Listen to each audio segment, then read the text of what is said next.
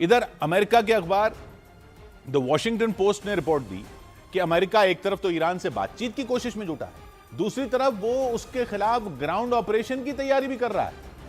Iran पर दबाव बनाने की रणनीति है उसकी, और उसके तहत उसने 10,000 सैनिकों को पश्चिम एशिया में तैनात करने का फैसला ले लिया है। तो यह रिपोर्ट कहती है कि इनमें 6,000 सैनिक तो aircraft carrier USS George HW. Bush के साथ रवाना भी हो चुके हैं और बाकी के 4,000 भी जल्द ईरान के नजदीक पहुंच जाएंगे। ये न सिर्फ स्ट्रेट ऑफ हॉर्मूज की घेरेबंदी में जुटेंगे, बल्कि जरूरत पड़ने पर ईरान में जमीनी युद्ध के लिए भी उतर सकते हैं। उधर ईरान ने धमकी दी है कि अगर उस पर दबाव ये जारी रहा तो वो फारस की खाड़ी से कारोबार पूरी तरह रोक देगा, ओमान की खाड़ी तक हो रहा कारोबार पूरी तरह रोक देगा, लाल सागर से भी कारोबार पूरी तरह रोक देगा, क्योंकि वहां पे हूथी लड़ाके हैं, जिसका वो समर्थन करता है वो उसका समर्थन करते हैं। और इस स्थिति में पूरी दुनिया की आर्थिक हालत और खराब हो सकती है। तो यह रिपोर्ट कहती है कि ईरान के इसी रुख को देखते हुए अमेरिका एक तरफ तो उस पर दबाव बना रहा है, दूसरी तरफ उसने बातचीत के भी दरवाजे खुले रखे। दोनों देशों के बीच जंग खत्म करने को लेकर कोशिशें जारी हैं। माना जा रहा है जल्दी उनके बीच फिर से बातचीत हो सकती है। युद्ध विराम को आगे जारी रखने पर चर्चा भी हो सकती है। जो सीज फायर हुआ था उसकी समय सीमा 22 अप्रैल को खत्म हो रही है। युद्ध फिर होगा इसके बाद या नहीं होगा, इस पर अमेरिका और ईरान बैठक कर सकते हैं, लेकिन बातचीत के अलावा अमेरिका दूसरे प्लान बी के लिए भी तैयारी कर रहा है। द वॉशिंगटन पोस्ट के मुताबिक पश्चिम एशिया में अलग अलग जगहों पर पहले से अमेरिका के करीब 50,000 सैनिक तो तैनात हैं ही। कई ओमान की खाड़ी में उसके एयरक्राफ्ट कैरियर और युद्धपोतों पर मौजूद हैं। वो सभी स्ट्रेट ऑफ हॉर्मूज की घेरेबंदी में जुटे हैं। लेकिन अमेरिका पश्चिम एशिया में अपनी ताकत और बढ़ाने की तैयारी में 10,000 और सैनिक जल्द ही ईरान को घेरने जुट जाएंगे। उसके उन सभी का इस्तेमाल ग्राउंड ऑपरेशन के लिए भी अमेरिका कर सकता है।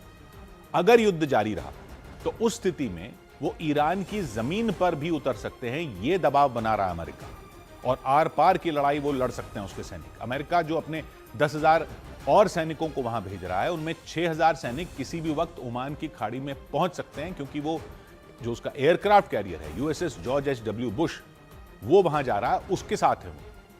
उन्हें वहां ईरान के खिलाफ जारी ऑपरेशन को मजबूत करने के लिए भेजा गया। इसके अलावा 4,000 और सैनिक, अतिरिक्त सैनिकों को भी जल्द वहां भेजा जाएगा, ये रिपोर्ट कह रही है। और इनमें मरीन कमांडो भी शामिल हो सकते हैं। उन्हें समुद्र में लड़ने की ट्रेनिंग दी जाती है, हवा में लड़ने की ट्रेनिंग दी जाती है, और जमीन पर लड़ने की ट्रेनिंग भी दी जाती है। हर तरह की जंग में उतरने के लिए खास तौर पर तैयार किया जाता है। तो खबर है कि इन सैनिकों के जरिए अमेरिका कई विकल्पों की तैयारी में है। वो पश्चिम एशिया में अपनी ताकत बढ़ाकर ईरान को हर तरफ से घेरने की तैयारी में है। अगर बातचीत फेल हो गई तब वो ईरान पर और बड़ा हमला कर सकता है। उसके निशाने पर ईरान के परमाणु ठिकाने हैं, तेल के ठिकाने हैं, गैस के भंडार हैं, सभी पर वो कब्जा करना चाहता है। हालांकि ईरान ने भी चेतावनी दे दी है कि अगर उस पर यह दबाव बनाया गया तो वो भी बेहद खतरनाक कदम उठाएगा। स्ट्रेट ऑफ हॉर्मूज को बंद करने के बाद वो लाल सागर से भी कारोबार रोकने की कोशिश करेगा। यमन में ईरान के समर्थन वाले हूथी लड़ाके वहां से गुजरने वाले जहाजों पर हमले तेज कर सकते हैं। उधर जंग रोकने पर हो रही बातचीत की कोशिशों के बीच पाकिस्तानी फौज के 13,000 जवानों की एक टुकड़ी की तैनाती सऊदी अरब में कर दी गई।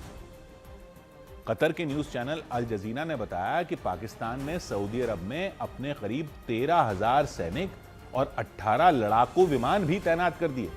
पाकिस्तान का कहना है उसने ये तैनाती सऊदी अरब के साथ हुए रक्षा समझौते के तहत की है। रक्षा समझौता हुआ था पिछले साल, सैन्य समझौता, जिसे वो इस्लामी नेटो कहा जा रहा था। इसके तहत एक देश पर हमला होगा, दूसरे देश पर हमला माना जाएगा उसे, मतलब सब पर हमला माना जाएगा। अभी तो दो ही हैं इसमें। दोनों देश एक दूसरे की मदद करेंगे, सैनिक देंगे, हथियार देंगे, लड़ाकू विमान देंगे, दुश्मन से सुरक्षा करेंगे।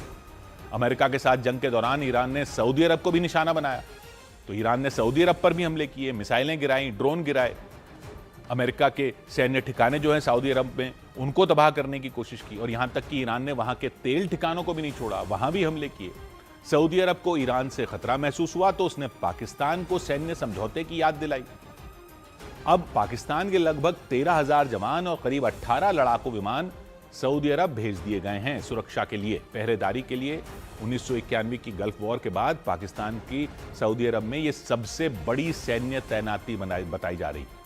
लेकिन पाकिस्तानी सैनिकों की सऊदी अरब में तैनाती की टाइमिंग पर सवाल उठने शुरू हो गए। क्योंकि पाकिस्तान खुद अमेरिका और ईरान के बीच शांति वार्ता की मेजबानी कर चुका है, दूसरे दौर की बैठक के लिए मंच तैयार करने में जुटा है।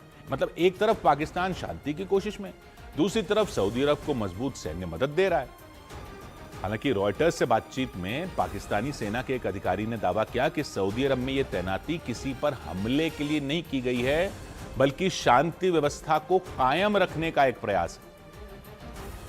2015 में यमन के साथ युद्ध के दौरान सऊदी अरब ने पाकिस्तान से सैन्य मदद मांगी थी। जब यमन से युद्ध हो रहा था सऊदी अरब का, उस समय पाकिस्तान सरकार ने वहां सैनिक भेजने से मना कर दिया था। इधर युद्ध में मध्यस्थता करवा रहे पाकिस्तान के army chief Asim Munir Iran के दौरे पर गए तो पाकिस्तान के ही एक पूर्व मंत्री ने उन्हें डिफैक्टो लीडर बता दिया। डिफैक्टो लीडर यानी आसिम मुनीर को पाकिस्तान का असली नेता कह दिया और शहबाज शरीफ को सिर्फ नाम का नेता बताया गया। मतलब शहबाज शरीफ भले ही प्रधानमंत्री की कुर्सी पर बैठे हों, लेकिन जा तो सब जगह आसिम मुनीर रहे हैं। ताकत सेना प्रमुख के पास है, आसिम मुनीर के पास है, वही पाकिस्तान का नेतृत्व करते दिख रहे हैं। उन्हें डिफैक्टो लीडर बताया फवाद चौधरी ने। पाकिस्तान के पूर्व प्रधानमंत्री इमरान खान की सरकार में मंत्री थे फवाद चौधरी। उन्होंने दावा किया कि पाकिस्तान को शहबाज शरीफ नहीं चला रहे, आर्मी चीफ आसिम मुनीर चला रहे। पाकिस्तान की सत्ता पर सेना का पूरा कंट्रोल है, सेना प्रमुख के इशारे पर ही सभी फैसले लिए जा रहे हैं। और फवाद चौधरी ने यह बयान तब दिया है जब आसिम मुनीर ईरान के दौरे पर पहुंचे। जल्द ही अमेरिका और ईरान के बीच दूसरे दौर की बैठक होने की अटकलें लगाई गई। इस बात के भी संकेत मिले कि सीज फायर समझौते के लिए अमेरिका और ईरान की अगली बैठक पाकिस्तान में ही हो सकती है। लेकिन इससे पहले आसिम मुनीर ईरान पहुंच गए। उनके इस दौरे का मकसद क्या था यह पता नहीं चल पाया, लेकिन कहा जा रहा है वो जंग को लेकर ही ईरान के नेताओं से बात करने गए। ईरान के नेताओं से बात करने के लिए पाकिस्तान के नेताओं की बजाय सेना के मुखिया गए। तो सवाल उठने लग गए कि पाकिस्तान की बागडोर किसके पास है, कौन चला रहा है। तो पाकिस्तान के पूर्व मंत्री फवाद चौधरी ने तो आसिम मुनीर को ही असली नेता बता दिया कि देख लीजिए वो ही जा रहे हैं। शहबाज शरीफ तो सिर्फ नाम के प्रधानमंत्री हैं। Well, frankly, there is no two opinions about that. That right now Pakistan is led by General Asim Munir. He is the de facto leader of Pakistan. Fawad Chaudhary ने डोनाल्ड ट्रंप के बयानों का भी हवाला दिया। उनके मुताबिक अमेरिका के राष्ट्रपति भी ये मान चुके हैं कि पाकिस्तान की कमान सेना प्रमुख के ही हाथ में है। If you see, the President Trump has actually named General Asim Munir as leader of Pakistan, and he has not even bothered to talk about Shehbaz Sharif.